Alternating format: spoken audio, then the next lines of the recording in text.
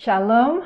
It is good to see you again, my brothers and sisters in Christ. Shalom, senang sekali bisa bertemu kembali dengan saudara-saudari di dalam Tuhan.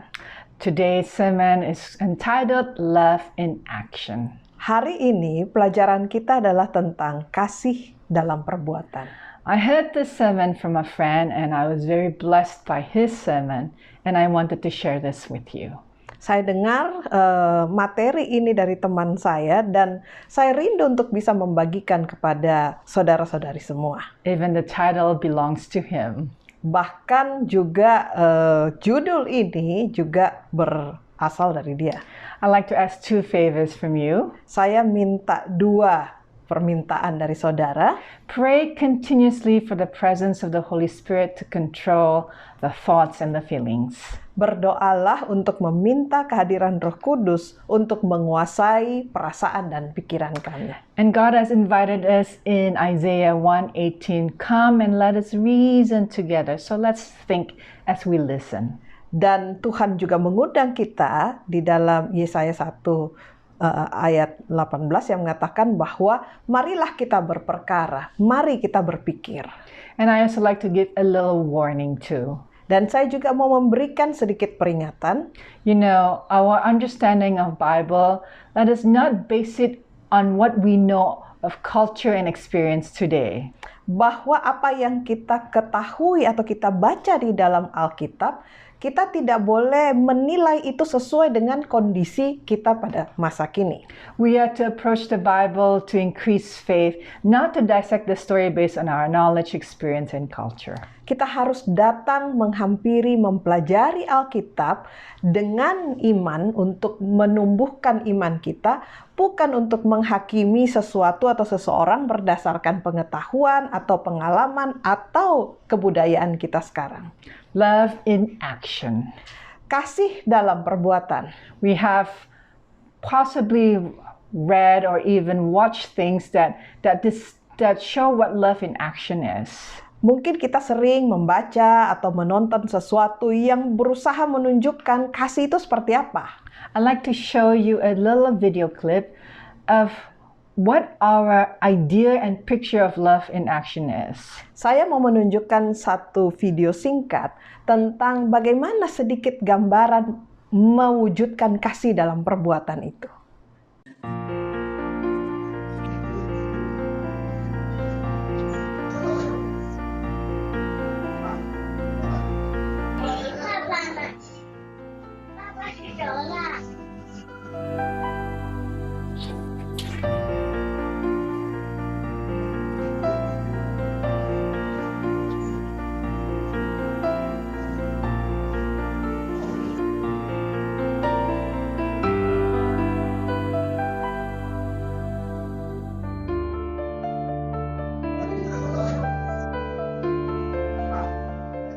Now, when you watch the video, you may probably think how sweet the little girl was.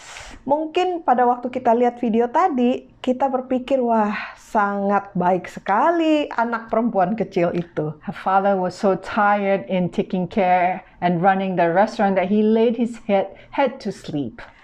Ayahnya sudah sangat kelelahan mengurus restoran, memasak, dan lain-lain sehingga dia sudah kelelahan dan kemudian jatuh tertidur. And his little girl decided to look for him and saw that he was sleeping. Dan dia kemudian, anak kecilnya kemudian mencari dia dan menemukan bahwa ayahnya sedang tertidur.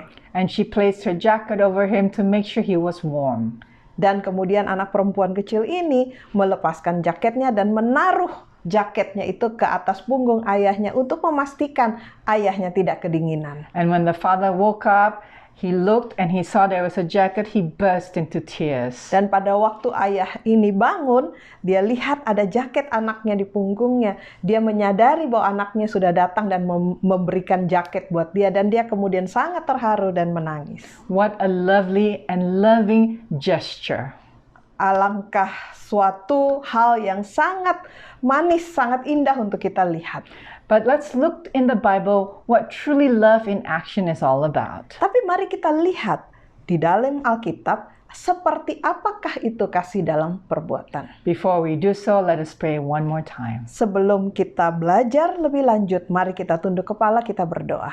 Loving Father in heaven, Bapa kami yang di dalam sorga, as we open your word, pada waktu kami membuka lembaran Alkitab-Mu, send your Holy Spirit to soften the heart and the mind. utuslah Roh Kudus-Mu untuk melembutkan hati dan pikiran kami, May we receive the very words you want us to receive. supaya kami dapat menerima firman yang Engkau ingin kami terima. Speak through us, through myself and my translator, I pray. Berbicaralah melalui kami, melalui saya, dan juga penterjemah. Thank you for listening and answering this prayer. Terima kasih sudah mendengarkan dan menjawab doa kami. In Jesus' precious name, Di dalam nama Yesus. amen. Amin. Let's turn to the book of Exodus, Mari kita buka Alkitab kita And dari Keluaran. and let's start reading from verse 1. Mari kita buka Keluaran ayat 1, pasal 1. Keluaran 20 ya, Keluaran 20 ayat 1. Lalu Allah mengucapkan segala firman ini. Verse 2, Ayat 2, Akulah Tuhan Allahmu yang membawa engkau keluar dari tanah Mesir, dari tempat perbudakan. verse 3. Jangan ada padamu Allah lain di hadapanku. So this is the first commandment. Jadi ini adalah hukum yang pertama. Let's go to second commandment. Mari kita lihat hukum yang kedua. Jangan membuat bagimu patung yang menyerupai apapun yang ada di langit di atas, atau yang ada di bumi di bawah, atau yang ada di dalam air di bawah bumi. Verse 5, sorry. Jangan sujud menyembah kepadanya atau beribadah kepadanya. Sebab aku Tuhan Allahmu adalah Allah yang cemburu, yang akan membalaskan kesalahan bapa kepada anak-anaknya, kepada keturunan yang ketiga dan keempat dari orang-orang yang membenci aku. Let's stop here. Mari kita berhenti di sini. There's an interesting verb here in which I have highlighted, Ada satu kata yang menarik di sini yang saya garis bawahi, and it is the verb hate. yaitu kata membenci. Now, God is clearly saying in this verse, there are those who clearly hate Him. Melalui ayat yang kita baca ini, sangat jelas bahwa Tuhan menyatakan bahwa ada orang-orang yang membenci Tuhan. But now let's read verse 6. Mari kita baca ayat yang ke-6. Tetapi aku menunjukkan kasih setia kepada beribu-ribu orang, yaitu mereka yang mengasihi aku dan yang berpegang pada perintah-perintahku. Now, based on this verse, how do you and I love God? Berdasarkan ayat 6 ini, saya mau bertanya, bagaimana caranya kita mengasihi Tuhan? We love God by keeping the commandments. Kita mengasihi Tuhan dengan menuruti perintah-perintahnya. Now let's compare verse 5, verse 6. Now we have information that we love God by keeping the commandments. Mari sekarang kita bandingkan ayat 5 dan ayat 6. Kita sudah tahu bahwa kita mengasihi Tuhan dengan menurut dan berpegang kepada perintahnya. So how do you and I hate God? Sebaliknya, kalau begitu, bagaimana caranya kita bisa membenci Tuhan? There's one word that we are looking for. Hanya ada satu kata yang kita cari, Disobedience is how we hate God. yaitu dengan tidak menurut. To love God is to obey. To hate God is to disobey. Jadi mengasihi Tuhan adalah dengan menurut. Membenci Tuhan adalah dengan tidak mau menurut. Disobedience is hatred expressed towards God, regardless what you and I say. Ketidakmenurutan adalah kebencian yang dinyatakan kepada Tuhan, apapun yang kita katakan. So let's now turn to the book of Nehemiah, Mari kita buka kitab Nehemia, chapter 1, pasal 1, and we're reading verses 1 to 5. dan kita membaca Nehemia 1 ayat 1 sampai 5. Now Nehemiah lived at the time when the children of Israelites were cast out of Israel.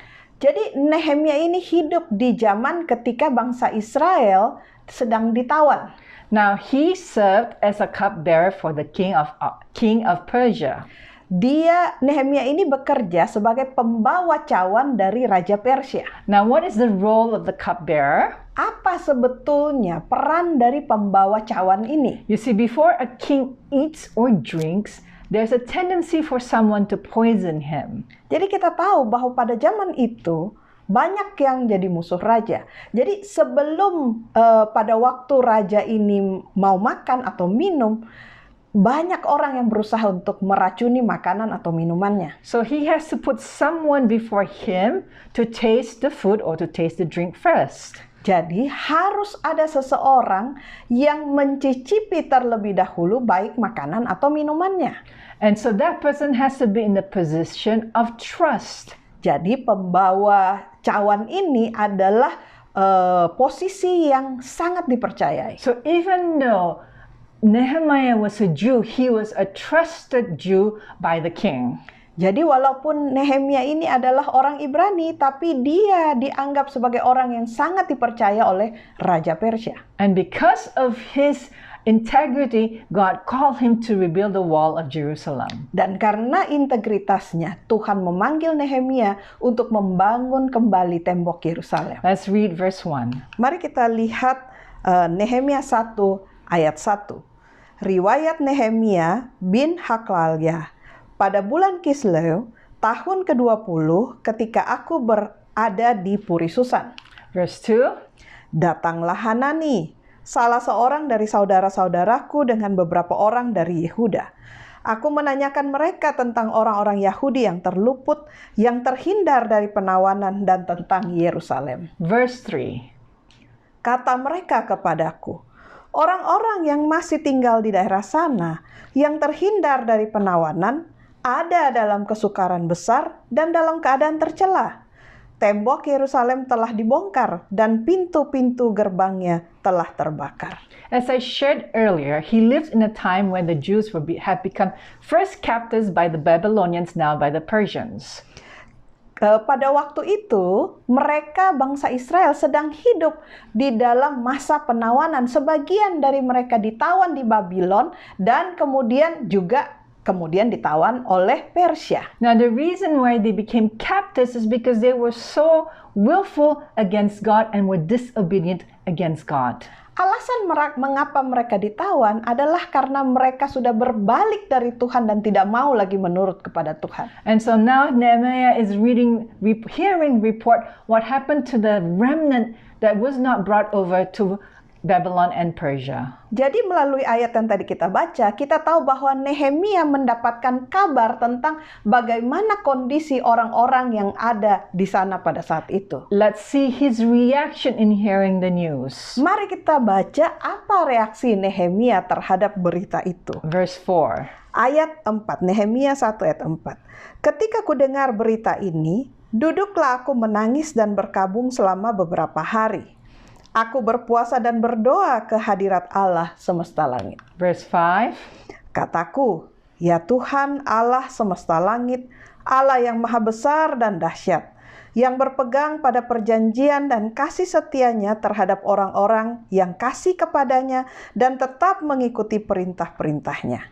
Look at the language that Nehemiah used. Perhatikan bahasa dan perkataan yang digunakan oleh Nehemia. Although he was sad and he mourned and he fasted, but he approached God saying, God, remember this promise. When we choose to love you and when we choose to obey you, you will be faithful to us. Walaupun di dalam keadaan yang sangat sedih, Nehemia berdoa kepada Tuhan dan mengatakan bahwa walaupun di dalam keadaan seperti itu pun, lihatlah, kasihanilah mereka yang sudah memilih untuk mengikut dia dan memilih untuk mengasihi Tuhan.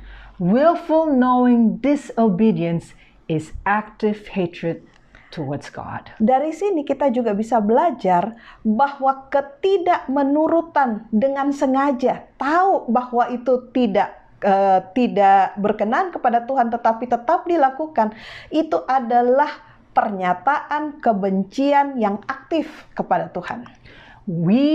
You and I cannot love God unless we obey Him. saudara dan saya, kita tidak bisa mengasihi Tuhan kecuali kalau kita menurut kepadanya. It is even written in John 14:15, "If you love me, keep my commandments." Bahkan hal ini tertulis dalam Yohanes 14 ayat 15. Jikalau engkau mengasihi aku, turutilah perintah-perintahku. It is His commandments, not man's commandments. Harus kita ingat di sini bahwa yang Yesus katakan adalah perintah-perintah Tuhan, bukan perintah-perintah manusia. That's why it says, "If you love me, keep my commandments," instead of, "If you love me, keep commandments." No, the commandments that we obey must belong to God. Itulah sebabnya Yesus mengatakan bahwa kalau engkau mengasihi aku, turutilah perintah-perintahku. Bukan hanya turutilah perintah-perintah, tetapi jelas turutilah perintah-perintah Tuhan, Yesus. The problem of disobedience has started from the Garden of Eden. Kita tahu bersama bahwa masalah ketidakmenurutan dimulai dari Taman Eden. Let's turn to the book of Genesis, Mari kita buka Alkitab kita di Kitab Kejadian, chapter 3, pasal 3, verse 17. ayat 17. See what God said to Adam. Lalu firman-Nya kepada manusia itu, karena engkau mendengarkan perkataan istrimu dan memakan dari buah pohon yang telah kuperintahkan kepadamu, jangan makan daripadanya, maka terkutuklah tanah karena engkau, dengan bersusah payah engkau akan mencari rezekimu dari tanah seumur hidupmu. God says, don't eat. Tuhan katakan jangan makan. But he heard the voice of Eve. Tetapi Adam lebih mendengarkan suaranya Hawa. I'm not saying it. This is what the verse said. Bukan saya yang mengatakannya, ayat ini yang mengatakannya. Adam chose to listen to the voice of error, which came from Eve, over the commandment of God. Adam memilih untuk mendengarkan atau menuruti suara dari istrinya, bujukan istrinya, yaitu yang datang dari setan, dan mengabaikan suara atau perintah dari Tuhan. The voice of error is always the voice of Satan. Suara yang mengandung kesalahan adalah selalu suara atau bisikan dari setan. Regardless of the person through whom the words were spoken. Tidak peduli siapapun yang menyampaikan pesan itu kepada kita.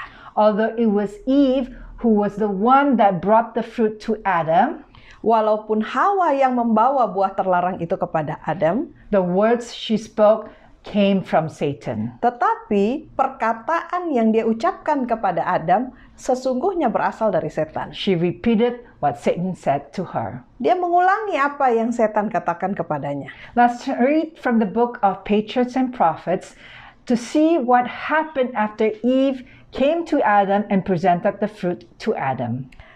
Mari kita saat ini baca dari buku Sejarah Para Nabi untuk melihat apa sebetulnya yang terjadi, apa yang dia katakan pada waktu Hawa membawa buah itu kepada Adam. Adam understood that his companion had transgressed the command of God. Adam mengerti, memahami bahwa pasangannya itu sudah melanggar perintah Tuhan. Disregarded the only prohibition laid upon them as a test of their fidelity and love. Hawa telah tidak menghargai atau melawan atau tidak menuruti satu-satunya larangan yang Tuhan berikan kepada mereka sebagai suatu ujian kesetiaan dan kasih mereka. There was a terrible struggle in his mind. Terjadi pertentangan yang hebat di dalam pikiran Adam. Husbands and wives, you understand this struggle. Para suami dan istri, tentu saja saudara-saudari memahami pertentangan seperti ini. Sometimes your spouse would say something that you know in your heart, this is not right. Kadangkala pasangan kita mengatakan sesuatu atau menginginkan sesuatu yang kita tahu bahwa ini tidak benar. And this is what Adam was facing. Dan inilah yang dihadapi oleh Adam.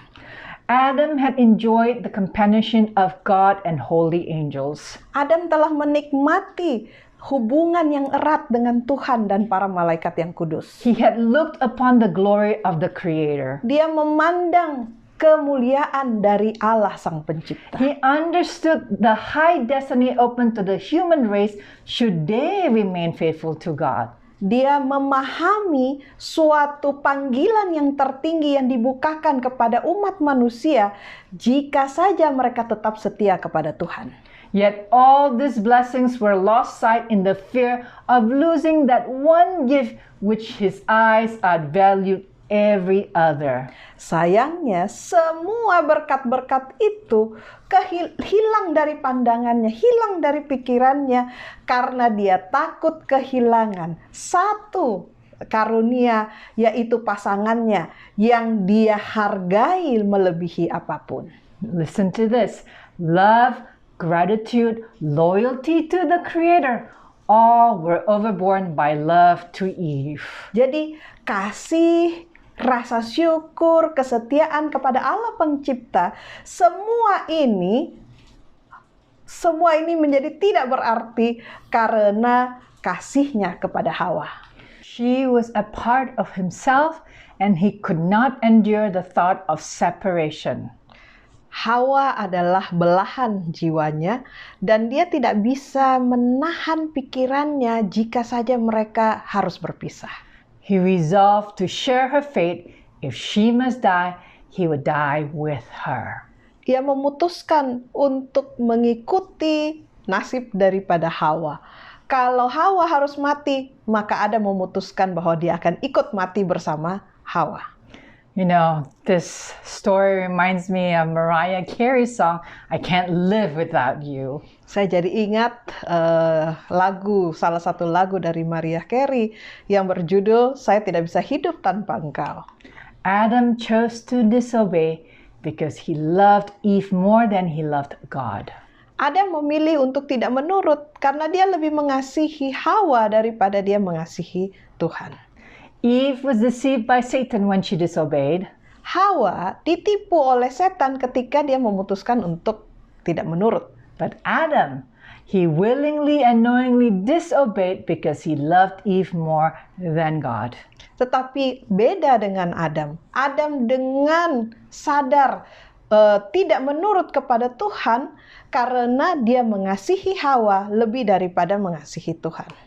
To love someone more than God leads to disobedience. Mengasihi seseorang lebih daripada mengasihi Tuhan akan menuntun kita kepada ketidakmenurutan. Even if that person is a spouse or a parent. Bahkan jika orang tersebut adalah pasangan hidup atau orang tua kita. Let's look at the Bible what God says about loving someone more. Mari kita lihat di Alkitab apa yang Tuhan katakan tentang mengasihi seseorang lebih daripada Tuhan. Let's turn to the book of Genesis chapter 29. Mari kita buka dari kitab Kejadian pasal 29. Let's read 2 verses 30 and 31. Dari ayat Kejadian 29 ayat 30 dan 31. And he, who is Jacob, went in also unto Rachel, and he loved also Rachel more than Leah, and served him yet 7 other years. Yakub menghampiri Rahel juga. Malah ia lebih cinta kepada Rahel daripada kepada Leah. Demikianlah ia bekerja pula kepada Laban 7 tahun lagi. Jacob loved both Rachel and Leah. Dari ayat ini kita tahu bahwa Yakub mencintai dua-duanya, baik Rahel maupun Leah. But he loved Rachel more, which also means he loved Leah less. Tetapi dia lebih mengasihi Rahel, yang artinya dia mengasihi Leah lebih sedikit. Let's read the following verse. Kita baca ayat berikutnya. And when the Lord saw that Leah was hated, he opened her womb, but Rachel was barren. Ketika Tuhan melihat bahwa Leah tidak dicintai, dibukanyalah kandungannya, tetapi Rahel mandul. Now, in the Indonesian Bible it says tidak mencintai, but in the English it says hated. Di dalam Alkitab bahasa Indonesia dikatakan hanya tidak dicintai. Tetapi kalau di dalam Alkitab bahasa Inggris, di situ dikatakan Leah itu dibenci. Now let's compare these two verses. Mari kita bandingkan ayat 30 dan 31. In the previous verse it says Jacob loved both of them, but Rachel more than Leah. Di ayat 30 tadi dikatakan bahwa Yakub mencintai juga Lea dan Rahel, tetapi dia lebih mencintai Rahel. But God saw in verse 31 that she was hated. Tetapi di ayat 31 dikatakan ketika Tuhan melihat bahwa Lea itu dibenci. So let's now try to reason together and see what God is trying to say. Mari kita mulai berpikir dan melihat apa yang Tuhan coba ingin sampaikan kepada kita. The one who is loved less is hated. Seseorang yang kita kasihi kurang dari orang lain itu artinya kita membenci dia. Biblically speaking, to love someone less is to hate them. Dengan apa yang kita baca dari Alkitab, berarti bahwa kalau kita mengasihi seseorang kurang, maka sebetulnya kita membenci mereka. I want us to turn to the book of Matthew. Mari kita buka kitab Matius. Chapter 10. Matius pasal 10. Verse 27. Oh, 37, I repeat. Ayat 37. Matius 10 ayat 37. Let's see this concept of loving less and hate based on this verse. Mari kita lihat bagaimana pengertian antara mengasihi kurang ya dengan hubungannya dengan membenci. He that loveth father or mother more than me is not worthy of me, and he that loveth son or daughter more than me is not worthy of me. Barang siapa mengasihi bapa atau ibunya lebih daripadaku, ia tidak layak bagiku. Dan barang siapa mengasihi anaknya laki-laki atau perempuan lebih daripadaku, ia tidak layak bagiku. So this verse is saying if we love our father, mother, wife, son, and daughter more than God, biblically saying we hate God.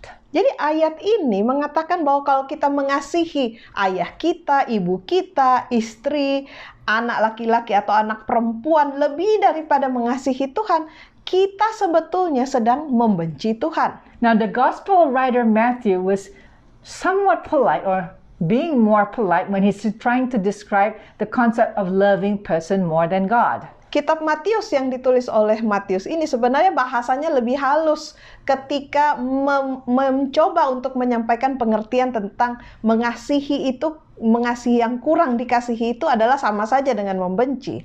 Luke uses a harsher language. Tetapi kitab Lukas menggunakan bahasa yang lebih tegas. Let's turn to the book of Luke. Mari kita lihat buku kitab Lukas. Chapter 14. Lukas 14. Verse 26. Ayat 26. If any man come to me and hate not his father and mother and wife and children and brethren and sisters, yea, and his own life also, he cannot be my disciple.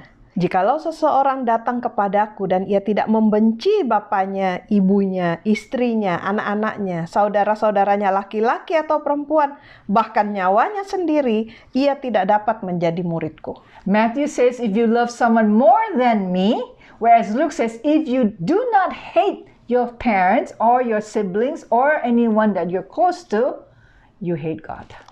Jadi kalau Matius tadi katakan bahwa kalau kita lebih mengasihi orang lain daripada Tuhan, itu bahasa halusnya. Sedangkan di Lukas katakan bahwa kalau kita mau mengasihi Tuhan, kita harus membenci orang-orang yang lain.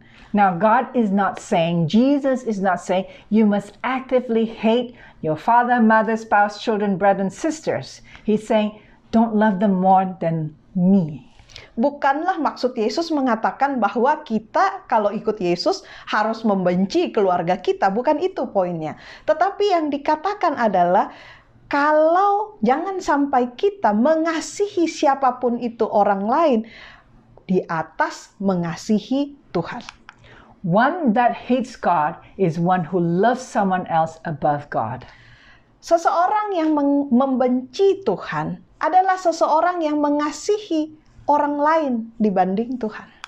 Whatever we place ahead of God, it puts God into a hated position, biblically speaking. Apapun yang kita tempatkan di atas Tuhan, itu akan membuat Tuhan menjadi pihak yang kita benci secara Alkitab. What have you and I put ahead of God? Pertanyaannya adalah apa yang saudara dan saya sudah tempatkan di atas dari Tuhan? Parents, are your children, are your affections, your love towards them above God? Para orang tua, apakah kasih kita kepada anak-anak kita melebihi kasih kita kepada Tuhan? Children, do you obey your parents more than you obey God? Bagi anak-anak, apakah kita lebih mengasihi orang tua kita di atas kita mengasihi Tuhan? But wait, you said the 10 Commandments says honor our parents.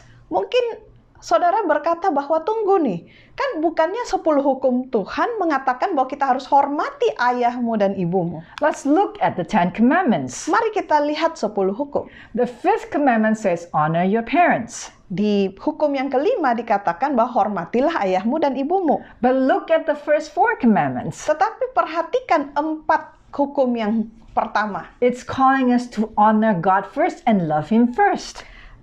Hukum 10 hukum ini dari segi urutannya memanggil kita untuk menghormati Tuhan terlebih dahulu. So before you and I can honor and obey our parents, we have to honor and obey God first. Jadi sebelum kita dapat menghormati orang tua kita, kita harus menghormati Tuhan. We are a people who honor God vocally, verbally, but in truth we hate Him because we love people and things of the world more than we love Him. Harus kita akui bahwa kita adalah orang-orang yang secara berbicara saja, secara kata-kata saja kita katakan kita hormat kepada Tuhan. Tetapi pada kenyataannya kita sebetulnya membenci Tuhan. Mengapa? Karena kita lebih mengasihi orang-orang lain dan hal-hal lain dari dunia lebih daripada kita mengasihi Tuhan. Maybe you're thinking, wow, God is egocentric. Mungkin saudara berpikir, Tuhan ini egosentris sekali ya. God cannot save you and I from position number 2. Tapi saudara, coba pikirkan. Tuhan tidak bisa selamatkan kita kalau dia berada di dalam posisi nomor 2. When we put Him in position number 2. Jika kita menempatkan dia di posisi nomor 2. I like to give an analogy. Saya mau memberikan suatu analogi. If we happen to be in an accident, God forbid, and we're rushed to the hospital.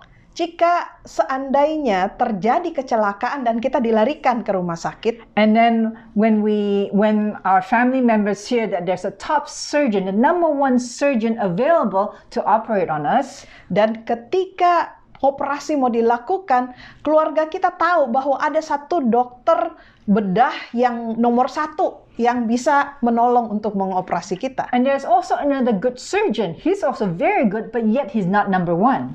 Dan kemudian ternyata ada dokter bedah lain yang juga sangat bagus, tapi dia bukan dokter nomor 1. Who do you think our relatives would choose? Menurut saudara, siapa yang akan dipilih oleh keluarga kita? Definitely the number 1 surgeon. Pasti keluarga kita akan memilih untuk mendapatkan dokter yang nomor 1 itu. God can only save us when He is in the first position of our lives. Tuhan hanya bisa menyelamatkan kita ketika Dia menempati tempat yang pertama dalam hidup kita. And how do we put Him in first position? Dan bagaimana caranya kita menempatkan Tuhan di dalam tempat yang pertama dan terutama? God is in first position when we love Him above all and when we obey Him. Tuhan menempati tempat yang pertama dalam hidup kita ketika kita mengasihi Dia, dan itu dinyatakan ketika kita menurut kepadanya. Parents, who is the first position in your life?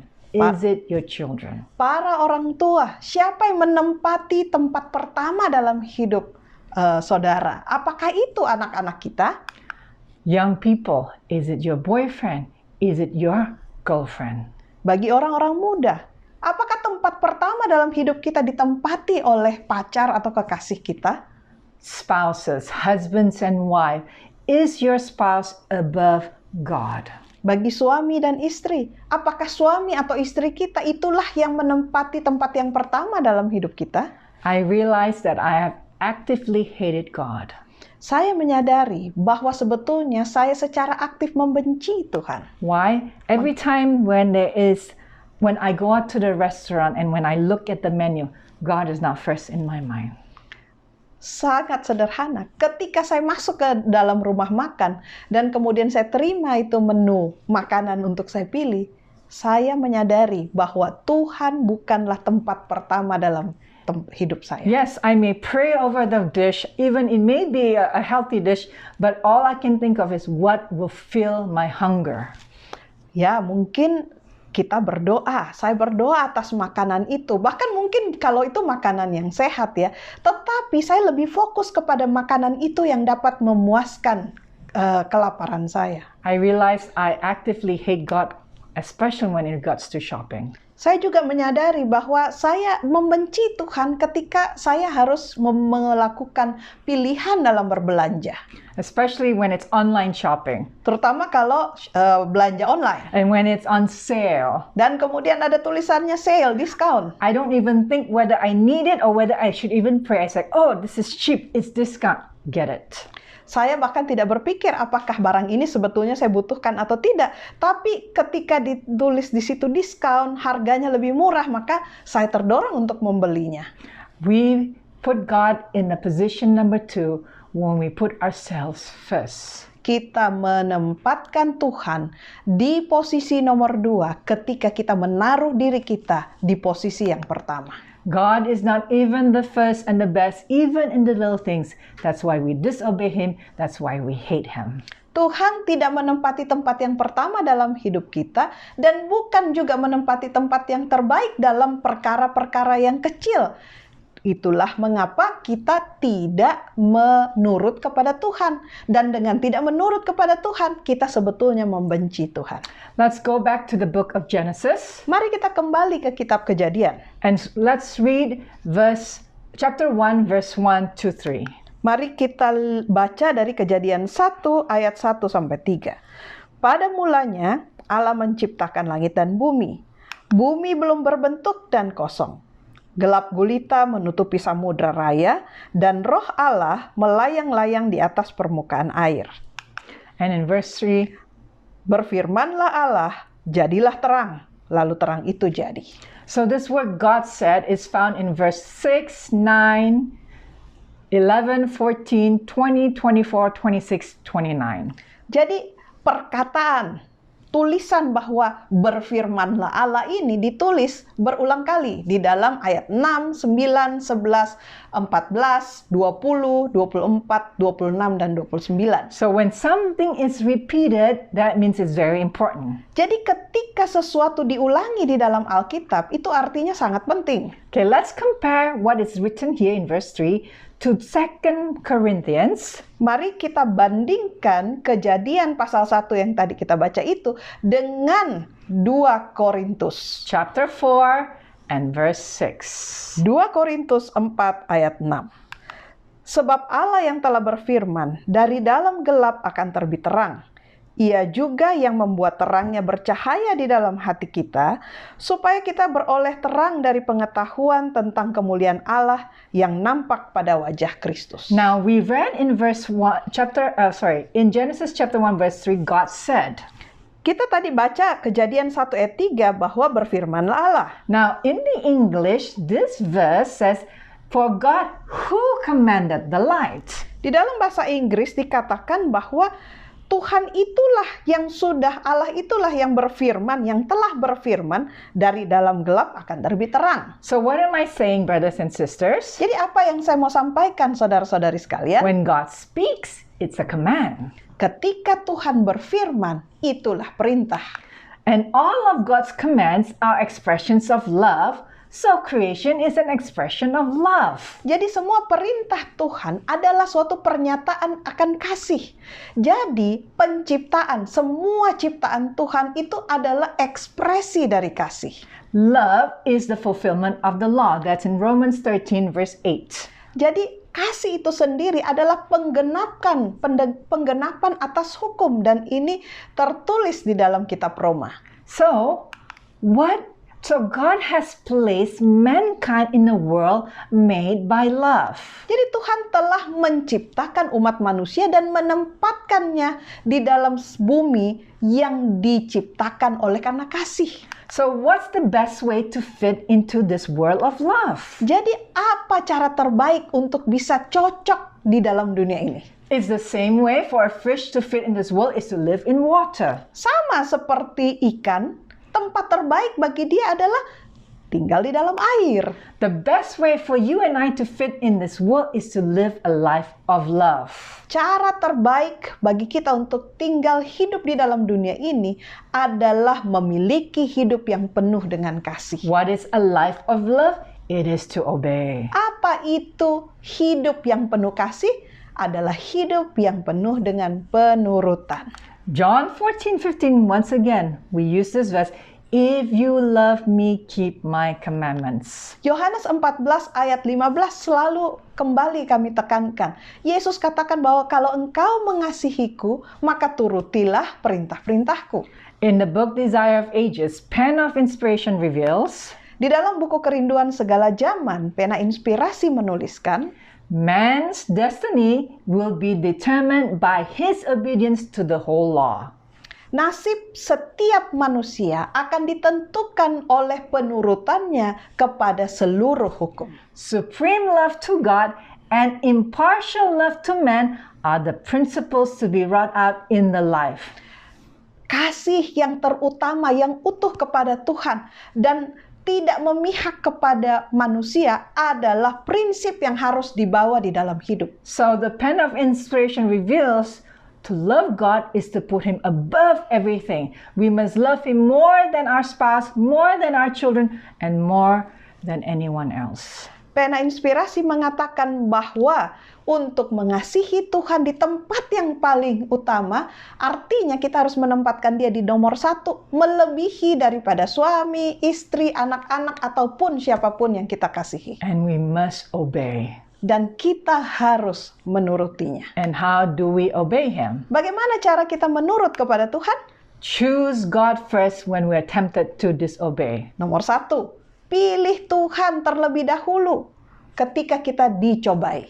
Don't try to choose what is right first. Choose God first. Jangan mencoba untuk memilih apa yang baik, apa yang benar dengan kekuatan sendiri, tetapi pilih Tuhan terlebih dahulu. Even though I'm a health speaker, I still struggle to choose to eat healthy. Walaupun saya seorang pembicara kesehatan, tetapi saya juga masih punya pergumulan untuk memilih makanan yang sehat. It is not easy for me to choose salad over something that I like eating.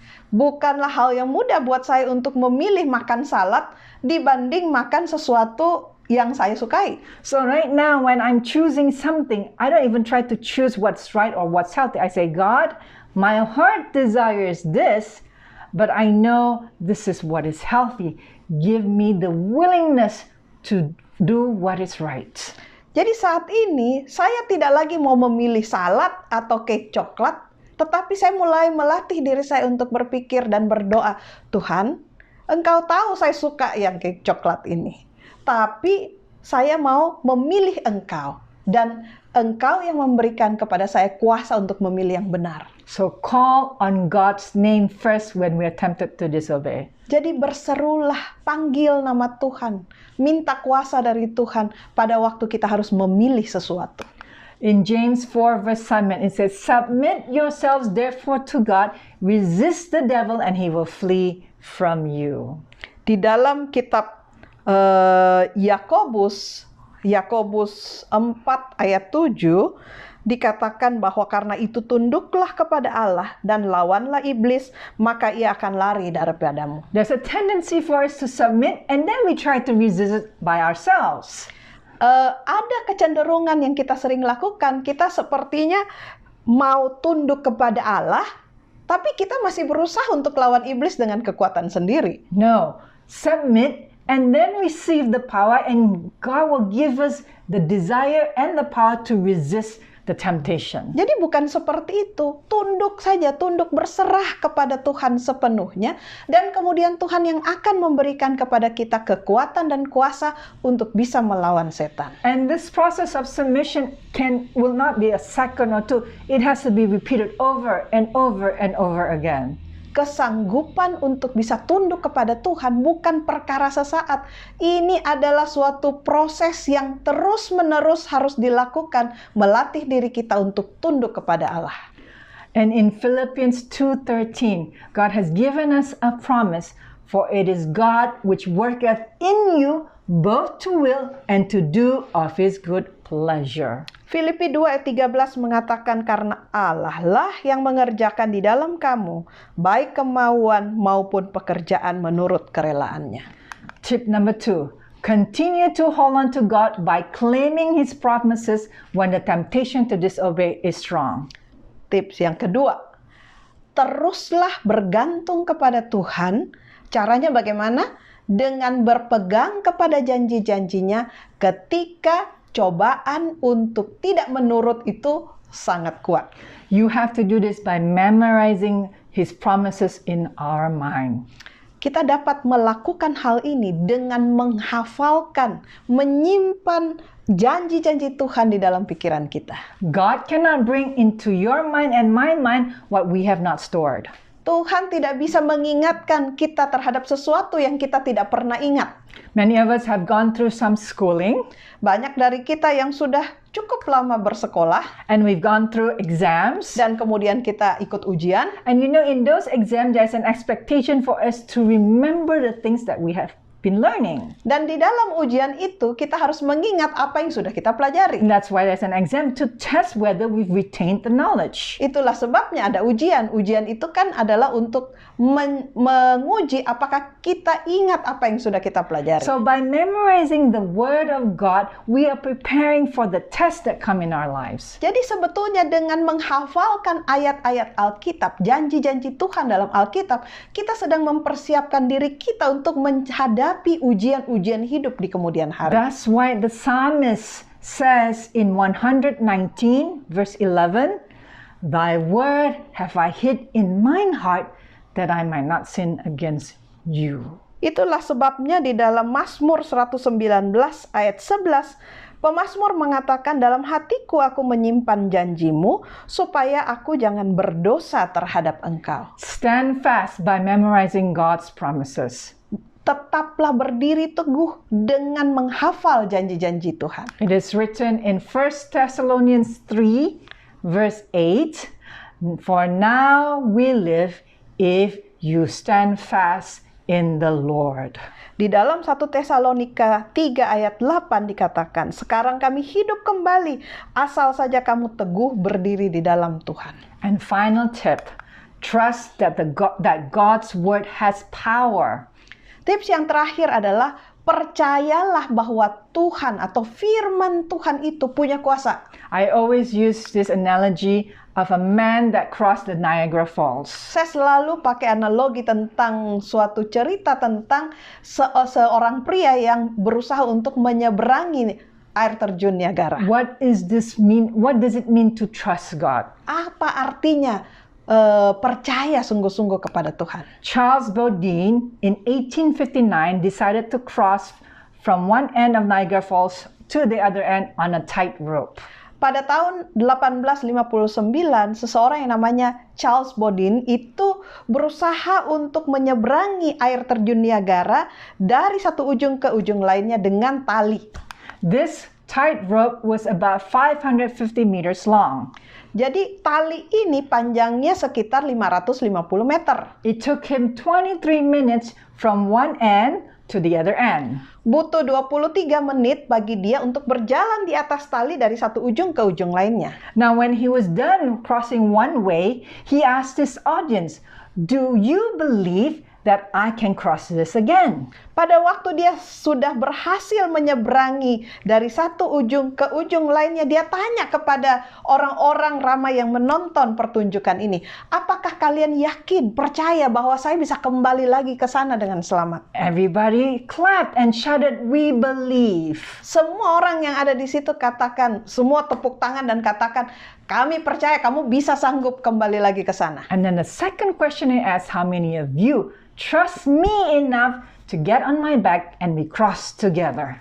Tapi kemudian dia mengucapkan pertanyaan yang kedua. Kalau kalian percaya, siapa di antara kalian penonton yang di sini yang mau saya gendong di atas pundak saya untuk menyeberangi kembali ke ujung yang sana? Everybody was quiet, Semua orang terdiam, except for one man.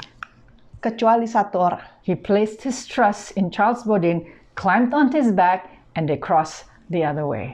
Di orang ini kemudian naik ke atas punggung dari Charles Bodin dan kemudian mereka menyeberangi air terjun Niagara itu. In James 2 verse 19, the writer says, "Thou believest that there is one God. Thou doest well. The devils also believe and tremble." Di dalam Yakobus 2 ayat 19, engkau percaya bahwa hanya ada satu Allah saja. Itu baik. Tetapi setan-setan pun juga percaya akan hal itu dan mereka gemetar. Many of us believe in God, but we don't trust Him. That's why we disobey Him, thus we hate Him. Banyak dari kita yang mengatakan bahwa kita percaya kepada Tuhan. Tetapi sebetulnya kita tidak sungguh-sungguh punya iman terhadap Dia.